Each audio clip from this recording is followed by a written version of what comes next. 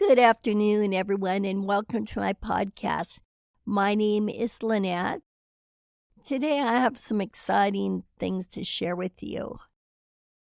All along through the previous episodes, I've been very candid about my ups, my downs, my good times, my bad times after my diagnosis. But in the end, ended up happier than I've ever been. And not because there was anything tangible happening like new car, new job, nothing like that. It was just a change of attitude, of thought, and of course, eating right. I recently heard on television, somebody said, if you're not eating right, you're not your best self. And I believe that to be true. But aside from that, I'm going to focus on your thoughts and what information I came across recently. So many times when people go through hard times, they have a choice. They can either find their way out of it, change their thoughts, change their attitude, and take advantage of it to make their life a little bit better. Kind of like that song by Tim McGraw, Live Like You Were Dying. And others choose to self-medicate, let life go by, and not having to deal with it. But it's a waste of a precious gift, and that gift is life. Recently, I was searching through Google for something, and I came across this program called the High Blood Pressure Program. I believe it's put out by Blue Heron. I can't remember the name of the author, but I'm sure you could find it under Blue Heron Publishing, the High Blood Pressure Program. Now, high blood pressure is a byproduct of stress, and so many things are a byproduct of stress. So I read a little bit about this program. And it was real interesting because they focused on the way your thoughts increase your blood pressure. And again, they're only talking about blood pressure, but this covers a wide array of things. So I decided to purchase it. I think it was $49. And it came with these 3 exercises. And I don't mean physical exercises. They were audio exercises, more along the lines of a meditation. And the second exercise was really very interesting to me.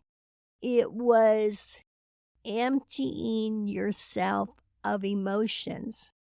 It was being empty inside. So as I listened to this, I thought, I'm not sure about it because I was afraid of being a zombie-like person by not having emotions. But I decided to practice it a few times. Well, to my pleasant surprise, it made me let go of those emotions that are a reaction to thoughts. And it doesn't make you zombie-like. Because when things happen in the real world, in real time, in the present moment, you still have emotions and reactions, but they're appropriate. They aren't reacting to thoughts that either aren't real or from the past, from the future. So I feel like I found a real jewel, and I wanted to share this with you. Because by letting go of emotions that aren't real, you're releasing stress. You're living in the present moment. You're open then to what's real and not to a thought created by a chatty mind. You're open to inspiration because you're not distracted with these thoughts. You're more present with the people that you're with. You're more present with the task at hand. You're not distracted about how should I react to this when the time comes, or how should I take care of this tomorrow. your thoughts, everything becomes more peaceful. The other day, a friend stopped by, and as she was talking to me, I noticed she was real squirmy and scratching a lot. And I asked her, I said, "Are you itching?" And she said, yes. And I said, "Oh, my arm's been itching too. I can't remember what caused it." Well, she told me she had this contagious thing going on. I can't believe she came over and was sitting there talking to me. So, so after she said this, my mind was like a hamster on a wheel thinking, oh my gosh, how should I handle this? Should I ask her to leave? Is the damage already done? Should I just let it go for now? Well, she didn't stay too much longer, but after she left, I laid in bed and I was thinking, I'm going to call her tomorrow and say, what were you thinking? Why did you come over with something contagious? Now, normally this would have kept me up thinking about how to handle this, but I focused on freeing myself from emotions. And consequently, I was able to have a good night's sleep. By the time morning came around, I had almost forgot about it, more or less with the attitude, it's over, it's done. Saying something isn't going to make it any better. So it helped me by freeing myself of emotions and being empty inside. And when I say empty inside, for myself, when I meditate, I picture my skeletal being inside my body. But of course, everybody's going to have their own way of doing it. But the bottom line is, some people's minds are chattier than others, but nevertheless, most of us do react to the past or the future. So if you can free yourself of those emotions and you're living focused, you're living in the present moment, then you can deal with what is going on right at that moment. And all the other stuff just kind of melts away. It is really freeing, and I noticed it has made me slower to react to situations. But as I said earlier, I was worried about becoming zombie-like by not having these emotions. But as it turns out, we don't need those negative emotions. Actually, those emotions cause stress.